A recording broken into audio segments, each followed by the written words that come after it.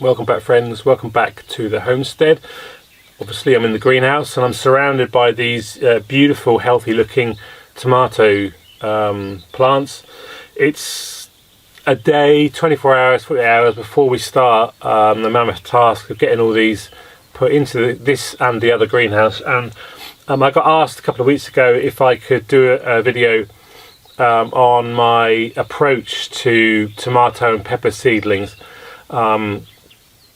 to kind of share my experience and thoughts and, dare I say it, wisdom. And so I'll take the opportunity to do that now in this video, before we move everything, as it's a nice scene. But so yeah, this is what this video is about really. And if you've seen other videos of me planning and my kind of philosophy, my approach generally to gardening, you'll see that I'm about maximum output and minimum input. So getting the maximum yield from whatever vegetable I'm working with, for the minimum amount of effort or work.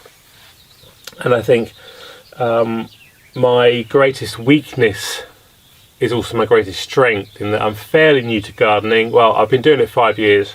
We moved here 5-6 years ago. But interestingly, tomatoes and peppers, this is pretty much my first year of doing a lot, and really second year of doing a little bit. Predominantly, Gita's mum has always done tomatoes and peppers, and as she's getting old and is less capable of doing stuff, and we have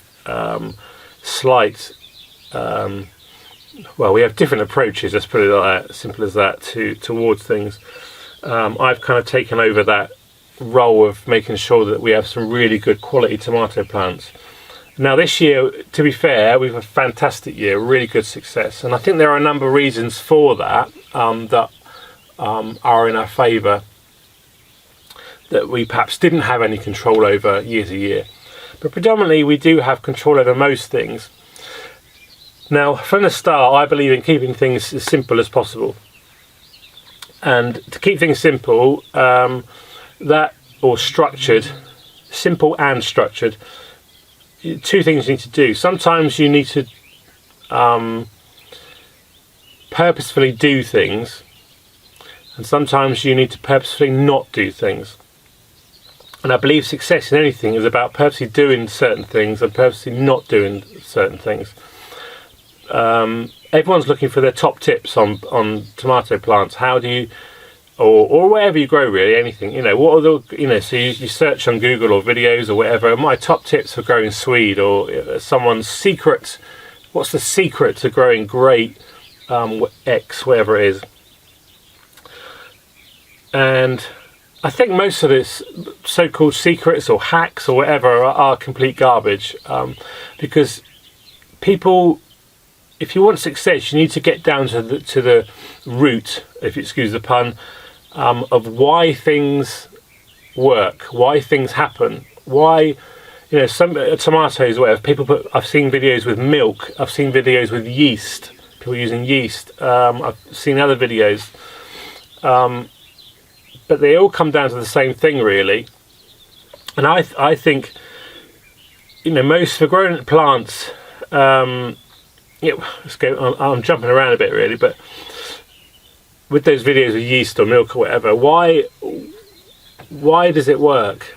And if we were to do all those things, does it mean that we'd have better tomatoes? Well, no, it doesn't. It's interacting with the soil. It's doing something to the soil life, the soil microbes, and feeding them, and it's doing nothing more than that. There's many ways to do that feeding. Just normal, if you have just good quality soil, then it will do it on its own.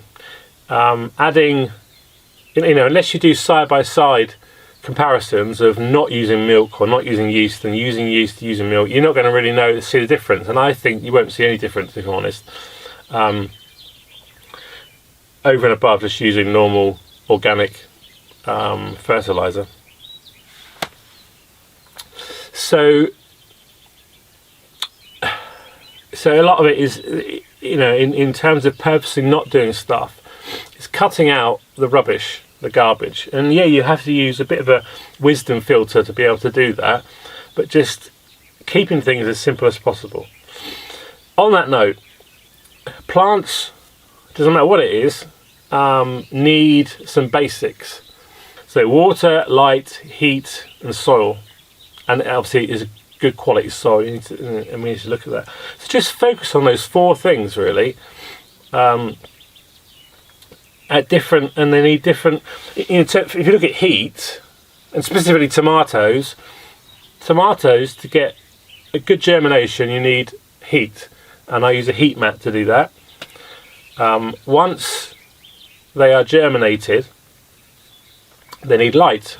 So I've got a really good light rack where you can put them under, and they can have lots of light to be able to grow in those and grow strongly in those early days, to get a really good start. Because I think to give the plants best chances in life, you need to give it the best start, and it needs to be really strong to battle all the things that it needs to fight in those early days, to give it the best chance of survival. So I've got that light rack, got the heat germination mat. I mean, after they're germinated, it doesn't need heat. Obviously tomatoes can't go below, can't stand a frost, for example, so and generally they need to above sort of 10 degrees to be able to grow. That's kind of, in many respects all plants are the same, but tomatoes have certain things, and I think people think tomatoes and peppers and chilies or whatever are more complicated than other things, and yeah, they've got their own unique variances and nuances of things that they need, but it's not really that much different to generally growing plants. And when I said my greatest weakness was my greatest strength, what I meant was coming in and with a complete blank sheet and saying, right, okay, what do we need to grow tomatoes? I'm not bringing anything with me that anyone's told me how to do it. I'm starting afresh. I'm going to seek out instances of those people on the internet who've been really successful at growing tomatoes. Usually professionals who are doing it for a living, because if those tomatoes don't grow, they don't have money in their pockets to be able to survive. So they've made it in their interest to have the best tomatoes for the best crop. So I'm not really specifically talking about mass commercial growers, but perhaps small market farmers and things like that. So that's where if you can do some learning, focus it on that kind of area, and then you'll pick up the best methods. And you often see, again, it's about good soil really. So how do I, when I start, whether I'm doing potting on like this to the last stage, whether it's the soil in here or whether it's seed germination, get a really good compost with over here things are mostly peat based. Peat in itself has very, very little nutrition to zero nutrition, so they have to add fertilizers in to make it grow. Look for, it's difficult here to get a compost, as we perhaps know in the UK. The best I can get is about a 50-50 mix. You need, for good growth, you need good soil life, good biology in that compost, in that substrate that you're using, and for that you really need compost, broken down compost. So get a good compost, give them the best chance to start with the germination mat to germinate the seeds, get really good rates of germination. You can then pick the strongest plants, put them into a small container to start with. Tomatoes, peppers, they'll grow better in small containers. Now I know that if you look here now, you can't tell much difference between a lot of these.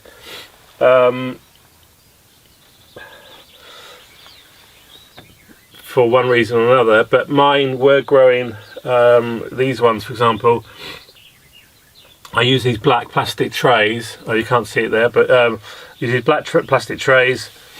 I start with smaller ones.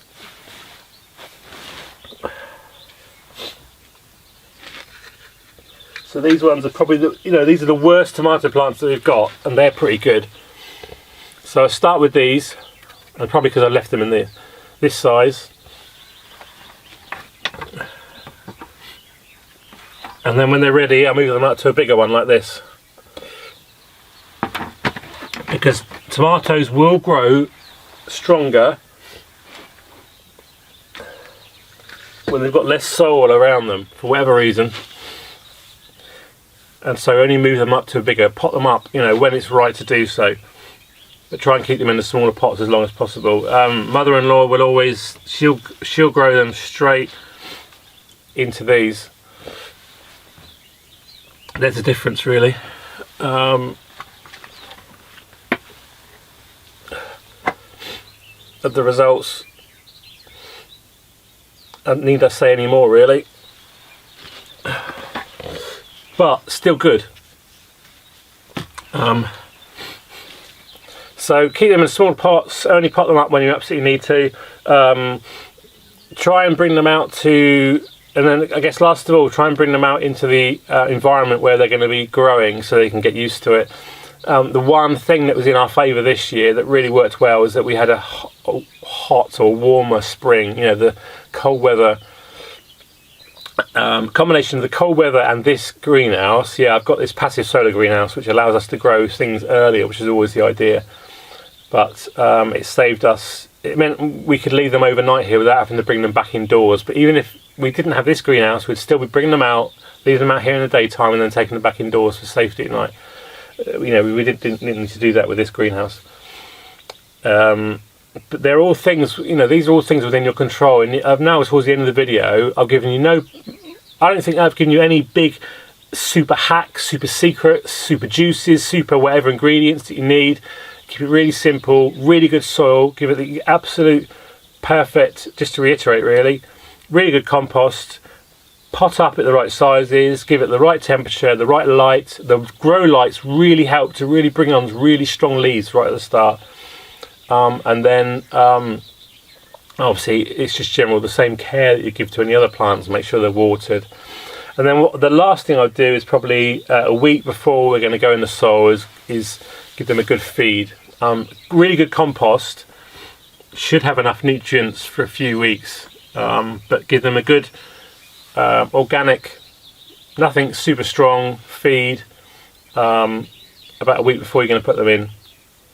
And then when you put them in the ground, obviously you'll put fertilizer in, but again, the first feed, most dry fertilizers take a few weeks, organic ones, to take effect. So it's like, give them a good liquid feed when the first time when they're in the ground, and then there should be enough nutrients in the soil anyway, but just to make sure, that'll give them the best start in life. So that's really my approach to seedlings. In specific, I talk mostly about tomatoes. If you've got any questions, do leave them in the comments below, and I'll try and pick out the bullet points from this and leave them in the description as well. What are your best tips that you've found to work? If you do use yeast or milk, then I don't mean to, if it works for you then great, but I don't mean to sort of dumb what you've done down. But someone asked for my approach, and that's my approach really. So I hope you found the video of interest. If you have, then there's lots of other videos on the channel that you will find interesting. Do give us a thumbs up, or consider subscribing if you've not subscribed. But most of all, thank you for watching our video. I really appreciate it. And I will see you in another video very soon. Bye for now.